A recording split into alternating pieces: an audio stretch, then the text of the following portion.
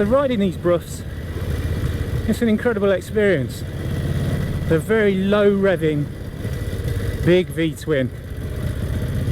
It doesn't require you to change gear very often. It will pull in pretty much every gear. I mean, it's 4-speed box. It will pull in fourth from as little as sort of 15-16 miles an hour. So very easy and comfortable. Very long wheelbase. Soaks up the bumps pretty well. These front Druid girder forks.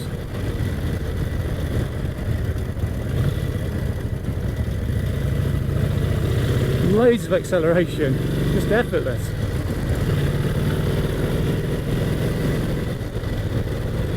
The one thing to remember with these Broughs though is that they are a long wheelbase. They're great in a straight line. You just got to measure the corner up before you get to it. They don't turn in as sharply as a 500 single will, but once you get the hang of it, they're great.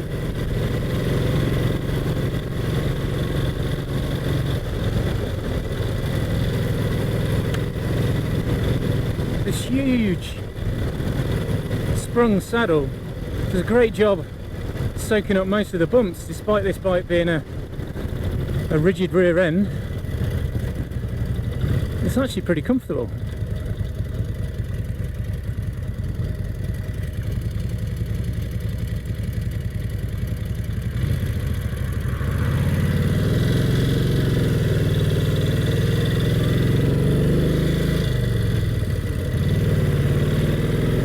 And she does pull well.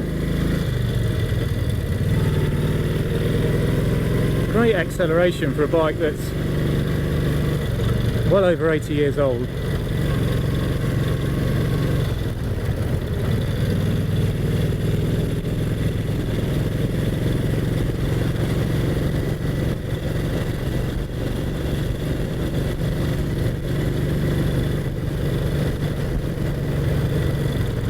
Volt electrics on this bike, so the headlamp is almost adequate. I wouldn't recommend riding one in the dark. It's just a nice, easy-going engine, plenty of oomph to get you where you need to go in style and comfort.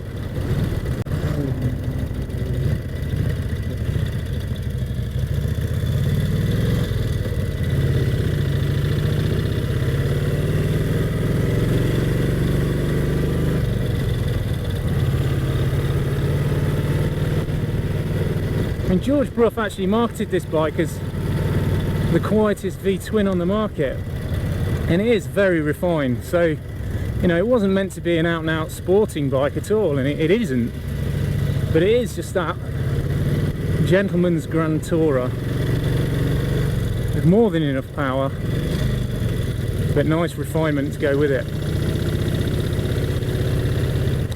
The biggest criticism that I have of this bike at the minute is there's a few things we want to improve on it. The gearbox is a little bit vague. I think some of its linkages are a bit worn, so you don't have to sweep your foot a long way when you're changing gear, and if you're not careful you can miss a gear, but that's something we'll have a look at over the winter. But it does perform well.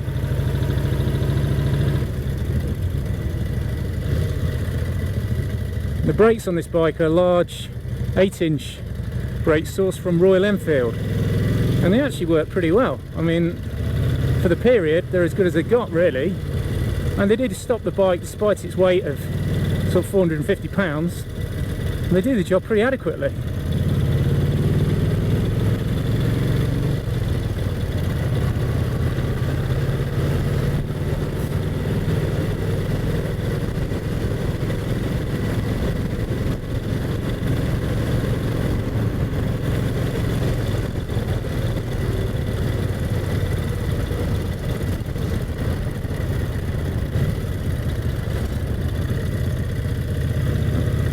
One other improvement we want to make on this bike is this clutch lever.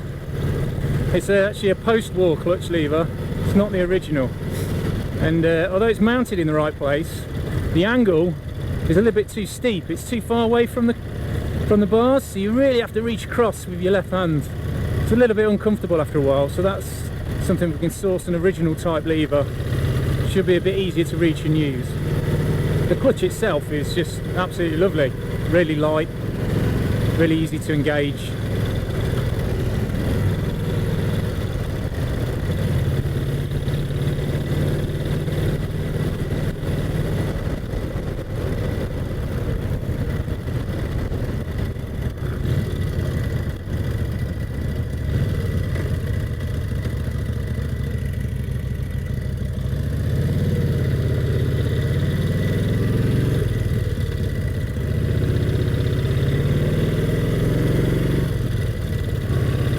So we're up into third there, plenty of beans, slipper into fourth,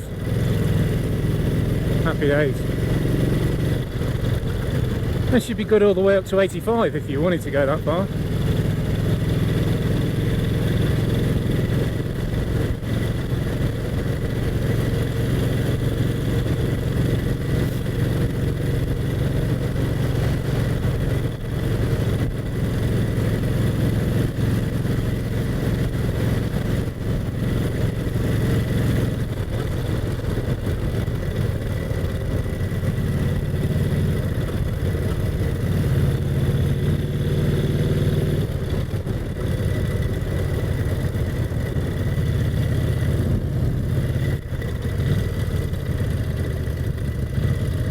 Down in second, swing the big girl round. There she is.